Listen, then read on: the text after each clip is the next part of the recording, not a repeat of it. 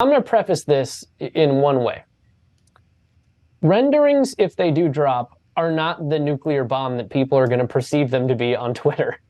You know, I mean, we've seen renderings in Fremont, in San Jose, in a whole bunch of different ones in Oakland, and nothing ever got built. So renderings don't mean something is imminent. That is just wait. I'm the rendering king. I make a video every time new renderings come out of Howard Terminal. I live off renderings. Yes, they're nice to look at, but they don't mean something is actually getting built. Okay, but that's you and I saying that.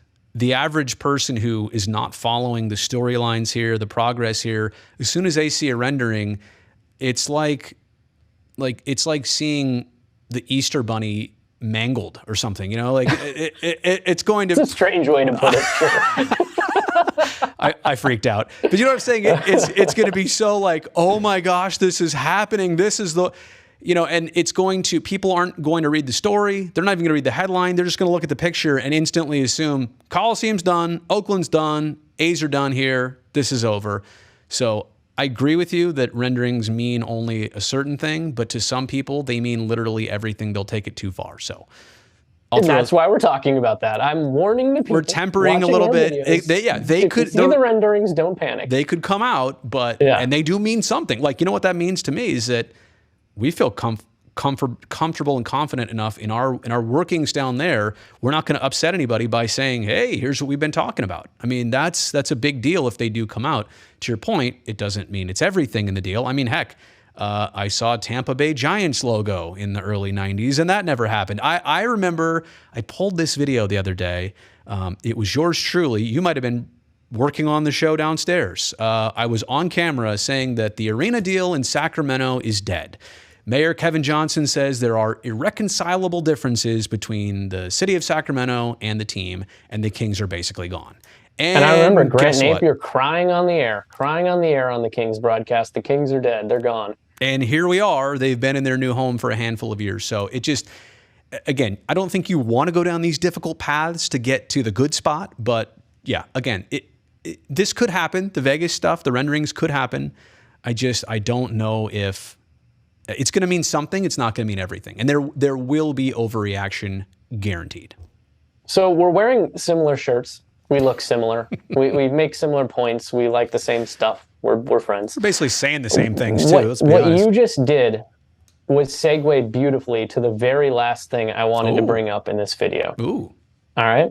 Because we just talked about renderings and why we're not seeing them perhaps, and why if we do see them, it's not the end of the world. Here's the last thing I want to bring up. I think that before a development agreement and community benefit agreement get signed, I think we could see the deal fall apart first and both sides walk away. Just like what happened in Sacramento. I could see them saying, wait a second. Whoa. Yeah. This is a heck of a way to end this video. Wait a second. You're saying, I feel like we've been doing this. You're saying this is going to happen?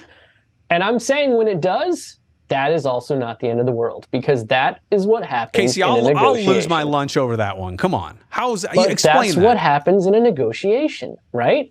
Have you ever bought a car? I go to a car dealership, right? Are you a haggler? I haggle with the salesman. I get their best final offer. I say no. I leave. I give them my phone number.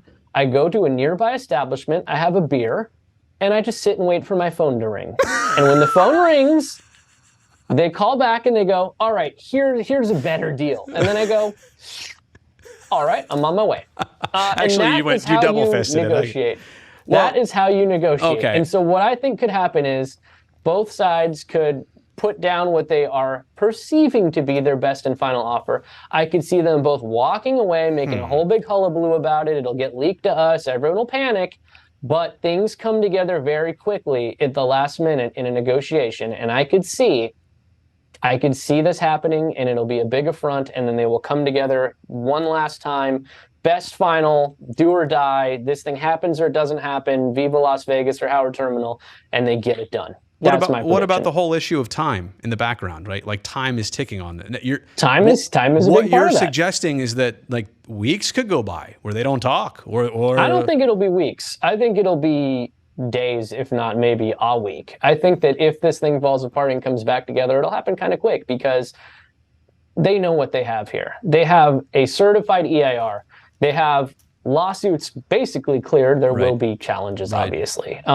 They have the BCDC giving them the land use. They have everything they need. It's right there for them. This deal is theirs for the taking, and I don't think they're going to let it slip through their fingers.